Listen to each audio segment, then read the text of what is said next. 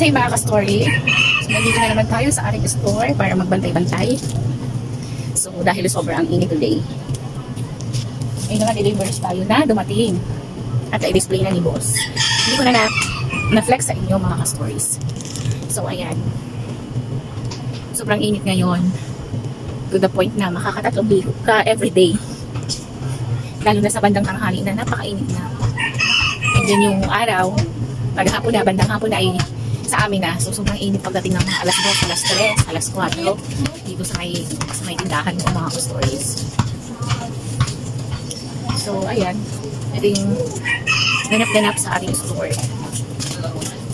Bandang hapon lang ako nakakapagbantay habang sila itulit ay nasa labas. So ayan yung store natin. Boring. Boring. So ngayon, puro deliveries lang tayo and order lang via online. Napakainit kaya hindi ako masyadong nalabas. Green na lang. O iba na lang. Kakagising mo lang. Kakagising na 30 mga ka-stories. Wala nang white. Sabi kasi ang init. Ano yun? Ang kulay.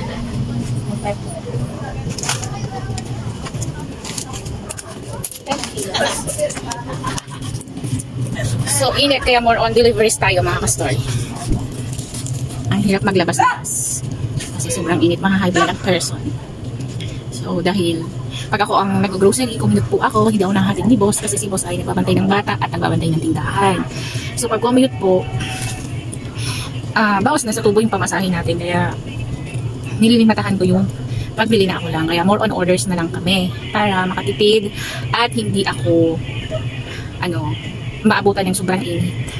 Kasi baka ma-high blood ang person, alam nyo na, hindi na pabata, umiidad na. So ayun lang yung ating for today's video. So wala masyadong ganap mainit dahil mainit ang ating araw. Soft drinks. Order pala kami ng soft drinks today. Halos everyday. Halos, ayan. Iikot ko lang kayo bahagya sa ating store habang wala pang mga mamimili. Chichiryan natin sa labas. Yan. Naka-roll up pa ako mga ka-stories kasi nga mainit. Kaya naka-roll up pa. Pero ang oras ay medyo ganong oras na?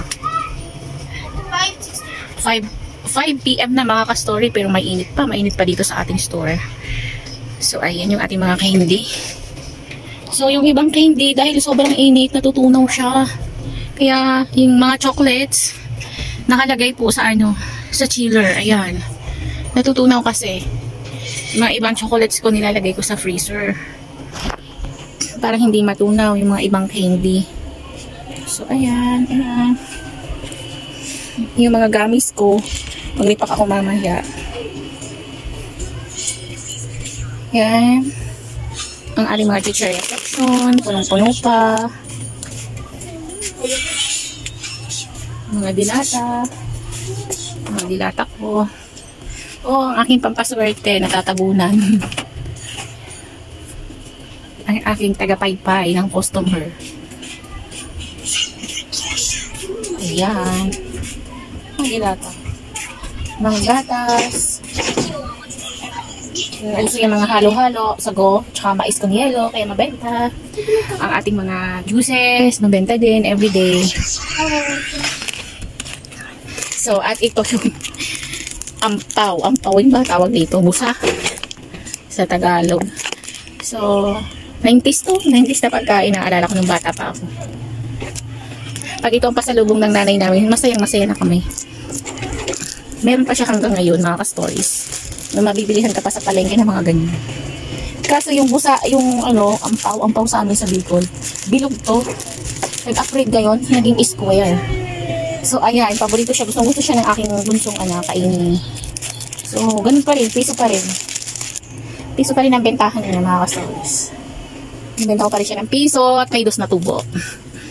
Dahil pagkain lang ng anak ko, yun, siya lang kumakain yan, yung bunsong kong anak. Ayan, ang ating chichiryahan. Bungi-bungi na. Ano na bang kulang dito? minsan, pag ako nag-grocery, pinipicture ko na lang itong mga chicheria section ko. Hindi ko nalilista. Kasi sa daming variety ng chicheria, hindi mo malalahat. So, ginagawa ko, pinipicturean ko. Para hindi madoble-doble. Kasi yung iba, naabot na ng expiration. Hindi na na-out. Kaya, pag bumili ako ng chicheria, ano na lang, limit, 5-5, ganun. Kasi sa dami ng variety, tulad nito. Madalas ma-expire na ako mga ka-store ng mga piatos na malalaki. Nova na malalaki, bikat, ganun. Madalas yan, abutan ng expiration. June, katulad nito. Ayan, oh. Expired na siya ng June, malapit na. Sana ma-out na yan. Kaya yung limit lang yung bili ko ng mga chicheria. Yung mga fast moving lang madami, tapos yung mga bihira lang hanapin ng mga bata, yun ang mga pailan-ilan lang, mga 2, 3, ganyan. So, ayan yung update ng ating munting sari-sari store. So, ayun lang mga ka-story. Keep on watching mga ka-story and please subscribe our channel, Pabs Tindahan Story.